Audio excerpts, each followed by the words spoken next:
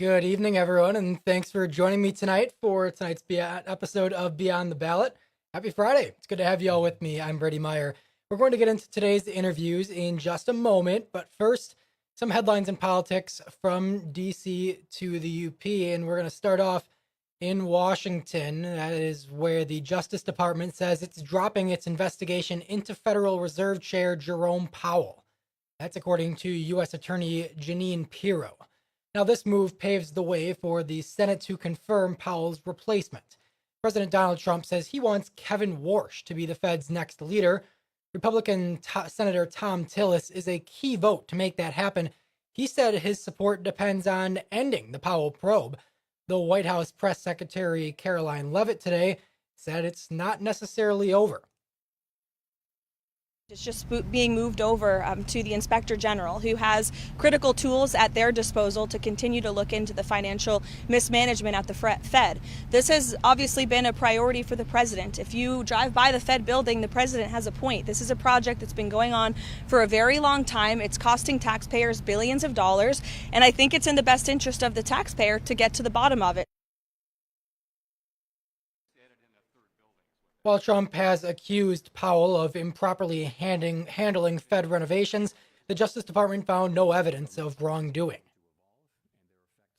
Well, now moving to Lansing. The Michigan House passed its budget proposals for the next fiscal year. The combined general and school aid budgets are about $3 million less than last year. TV6's Griffin Weinberg spoke to state legislators on both sides of the aisle about what this means. It's clear that there's an extreme political mission that has taken higher precedent than a kind of thoughtful, collaborative process this time. Representative Jason Morgan says the Michigan House took all of yesterday and part of this morning to pass its 2026-2027 budget proposal. The general fund would get $51.6 billion, and the school aid fund would receive $24.2 billion.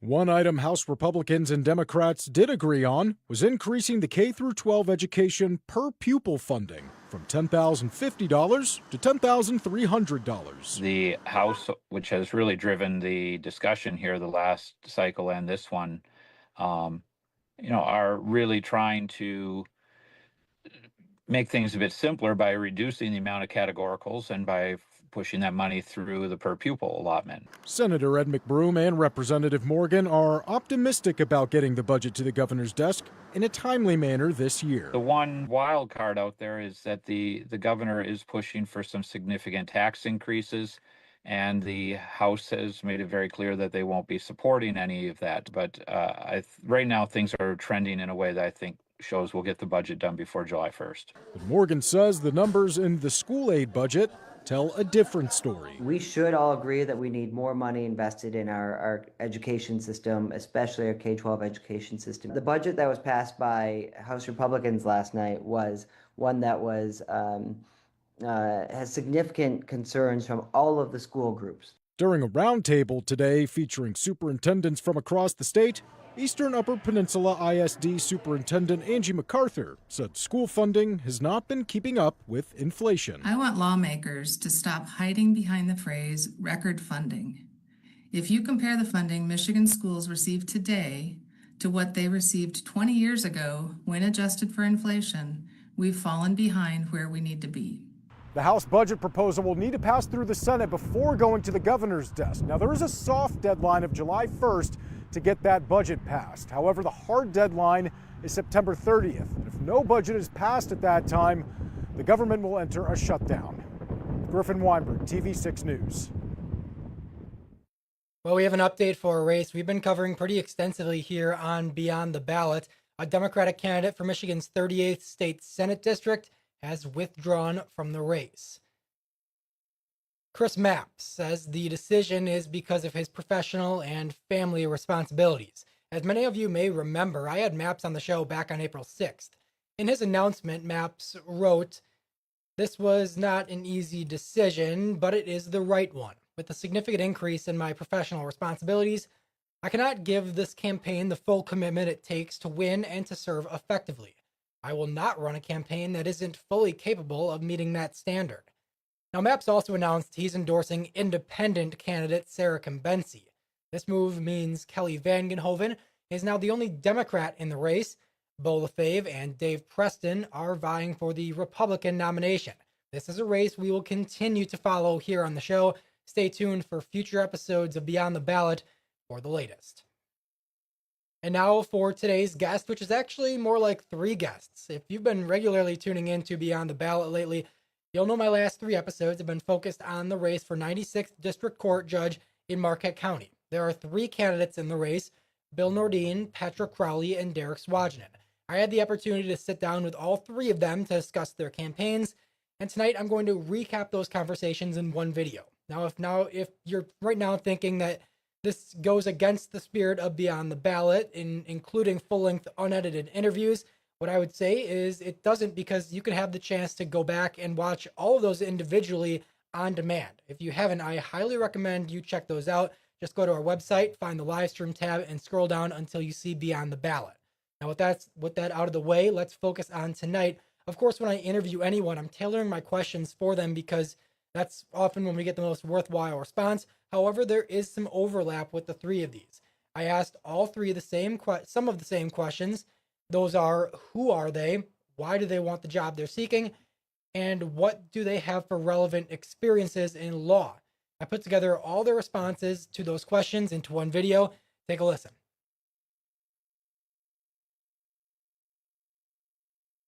Tell me a little bit about who Bill Nordin is, from a professional level, personal. Just what do you want voters to know about you? Well, I think that a judge should be somebody that's from the community and that has the proper legal experience, and I think I'm that person.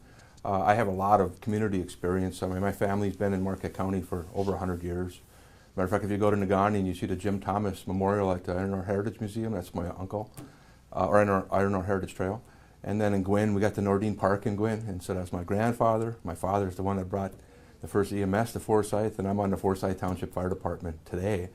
And I first got on it in 1996, so I've been doing that a long time.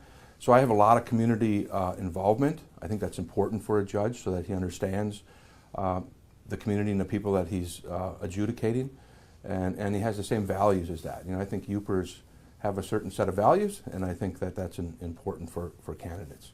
Who is Patrick Crowley? Just tell me a little bit about yourself. Sure. So, first, I'm a Northern Michigan University grad. I went to the University of Dayton for law school. Please don't hold it against me, but I did marry a Buckeye.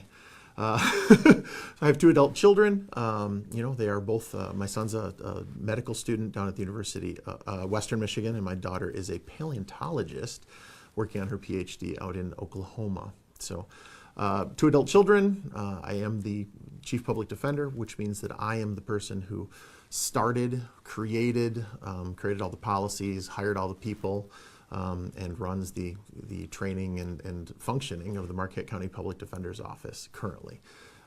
Marquette County Public Defender's Office, we see about 1,800 cases a year, and I generally tend to get the problem children. I get the tough cases. Who is Derek Swajinen? I'm a local family man that was basically born and raised right up here, and came back to after I finished with undergrad school and law school, came back here and raised my family right here in Marquette County. So I'm running for the 96th District Court nonpartisan judgeship. And my big point is the community, my experience, and dedication to Marquette County and individuals in Marquette County. I think everybody in the county, all the citizens, should be able to have a fair, judicial, and equal system. And I think that's important for Marquette County. Why is this something that you want to do, both for your own, professional career and also just for where you hope to take Marquette County in the future? Well, I think that, I don't know if it's about taking Marquette County, because really that's elected officials, other elected officials. A judge is really there to be nonpartisan and follow the laws. And I think it's important to do that. Why do I want to do that? I think it's important to have the right person be the judge, and I think I'm that person. I've always enjoyed learning. Even when I was in law school, a lot of people dreaded law school. I enjoyed it. If somebody would have paid me to be there, I probably would have still been there, because I enjoyed learning every day. And I always did that throughout my legal career, and I'd like to learn the whole process of being the judge in Marquette County. So that's why I want to do that. I think it is important that a judge be there to properly enforce the laws. I mean, that's what we do. We don't. We have a problem sometimes with judicial activism, where judges try to create their own thoughts into the law, and I don't believe in that. I believe strongly in the laws as written. The judicial part of our government enforces laws, and the legislative branch creates them. So I don't want to ever be judicially active. I want to follow the laws as written, and I believe in that. I believe I'm a very strong constitutionalist, and I believe in the U.S. Constitution, the Michigan Constitution, and the laws, and that's what I'll do. Why is this something, I guess, that you want to do, both for your own professional career and just for where you hope to see Marquette County continue to go in the future? Sure. Well, let me say that Marquette County deserves to have a district court that works for the residents of Marquette County. What I mean to say is it shouldn't be the other way around, right? The court doesn't exist. The court needs to have a level of respect, and this is all courts, right? Need to have a level of respect for understanding what the people that are appearing in front of them are going through. The district court is kind of like a MASH unit or an emergency room. The district court is organized chaos. That's where most people's first interaction with the court system begins. And so a district court needs to, obviously, a district court judge needs to know the law, but also needs to understand people and needs to understand the circumstances that brought them before the court, and needs to understand how best to, either from a criminal standpoint, fix the problem so that it doesn't happen again, but also on things like a landlord-tenant, right? How do we facilitate people not losing their home in February? Or how do we make sure that that landlord gets paid for the rents that they're not getting paid? And those things simply take experience. Why is this something that you want to do, both for your own career and just for where you hope to see Marquette County go in the future? And I think Marquette County needs a judicial, a district court judge that is experienced, that has integrity, and that is fair. And I think in order to do that, you have to have seen all the sides of what the judicial system kind of brings to bear. And I think that's what makes me uniquely qualified to do that. And I think the citizens of Marquette County will benefit from that. Like I said, I do the same stuff that district court does, and I do high profile felony cases, obviously been on TV6 on numerous occasions. So, and I think somebody from the community, I've been dedicated to this community my whole life. And I raised my 4 daughters here. My wife and I have owned a home here. And I coached the Marquette Senior High School softball team, coached the baseball team, coached the American Legion team for 25 years, and brought home a powerhouse and SFP softball for local youth too. I think that's important to be established in the community and to bring those things back to the community. So you see those individuals. I've seen generations of individuals that have come through the court system, and you kind of understand where they've come from and potentially where they're going. So I think that gives a unique perspective as far as why I think it's important for Marquette County to elect me as the next district court judge. So tell me a little bit about your experience in law. When did you get into the field? How long have you been doing it, and what kinds of experiences have you had? Well, let me go first with the education, because it'll lead into that. So I'm from Marquette County. I went to high school here, and then I went to Michigan Tech and got an engineering degree. And I worked out in Washington, D.C. For the Naval Intelligence for 8 years, which I had a very, I guess I'd call it a stellar career there. I actually was on a project for Desert Shield that was the intelligence project of the year for all intelligences. So I was the manager on that, a co-manager on that. And after that, I missed the UP, came back. I ended up going to law school. And so I went to Thomas M. Cooley Law School. I graduated cum laude. I actually passed the bar exam, the multi-state part, which is the part that everyone has trouble with. I passed it in the top 4% in the country. So everybody in the United States, every law school from Harvard to Michigan to wherever, they all take that on the same day and the same time, and I passed it in the top 4%. So I've done well in law school. I came back to Marquette County after law school to be in Marquette County. So I have that. I have had some political experience. I think that, I need to be non-biased, which I am. I've always considered myself a centrist, which means that I don't think I'm very far left or very far right. I'm very much in the center. I have had elected positions, which I'm on the county board right now, and I run as a Democrat. I have in the past, but the reason I lean that way was because I grew up in a mining town, and I saw the importance of unions, and I think unions are important. So I lean that way, although I'm generally a very conservative person, so I really do feel I'm a centrist. I'm really in the center. So I think I can be that way and be a nonpartisan judge, and I think I'm the best one situated for that. So tell me a little bit about your experience with law, both in that capacity and any other experiences that you have that you believe position you well to take on the role of judge. Sure. So let me start by just simply saying that everybody who's in this race, we all went to law school, we all graduated from law school, we all took the bar, we all live and work in Marquette County, and we all have extensive experience in the areas that we have. So let me tell you what differentiates me. Again, my experience in creating the public defender's office. In addition to that, I have practiced in, I think we have 83 counties in the state of Michigan. I've been in 77 of them. I've been in front of hundreds, if not thousands, of different judges, and I have the experience of being in front of good judges, and I have the experience of being in front of bad judges, or judges that I don't agree with. How about that? And during that time and that experience, it gives me a perspective that allows me to know what works and what doesn't, both in terms of a criminal background as well as landlord-tenant, or even civil infractions like tickets, traffic tickets and things like that.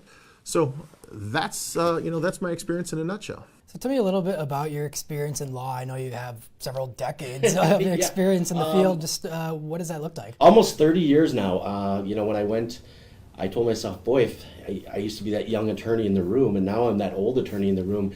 And it's kind of funny because, I started out at legal services before I passed the bar exam. And then once I passed that, I became an assistant prosecutor here in Marquette County. And then did that for a number of years. Went with a large firm that covered the UP. It wasn't my cup of tea. And then obviously I've been on my own for 20 plus years. So just a little bit under 30 years now of experience doing all the same work that district court entails right now, which I think is important. You have to be not only a member of the community, but also you have to understand what district court is all about. It's like the first type of judicial system that most people have contact with in Marquette County. It's kind of like the MASH unit, if you would. It starts out with the misdemeanors, low level, and then the felony cases that have preliminary examinations and probable cause conferences, landlord-tenant cases, and any type of civil case under $25,000. So I think that's what makes me uniquely qualified. When I was at the prosecutor's office, I did some murder trials there. And then obviously on my own, I've also done murder trials. So it gives me a real unique perspective and a qualification that a lot of other individuals don't have by being on both sides of that fence and doing trial work on a daily basis in district court. All right, there you have it. Again, I'd like to thank all three of Bill Nordine, Patrick Crowley, and Derek Swagenin for their time. If you want any more information on any of their campaigns, head on over to our website and check out the story I wrote earlier today with links to each. That will do it for tonight's episode of Beyond the Ballot. Next week is the penultimate week before the May election here in Michigan, if you can believe it. We've already covered a few of the items appearing on those May ballots, including a millage proposal for Marquette area public schools and the city of Negaunee.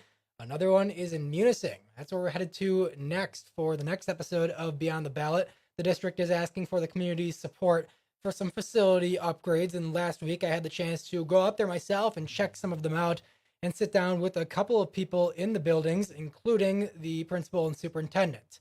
Again, that's where I'll be next on Beyond the Ballot. That's going to be on Monday, April 27th. For now, as always, I encourage you to reach out to me with any questions or feedback. My email is on the bottom of your screen right now. Don't hesitate to reach out. That will do it for me this evening. Have a great rest of your night, and I will see you Monday.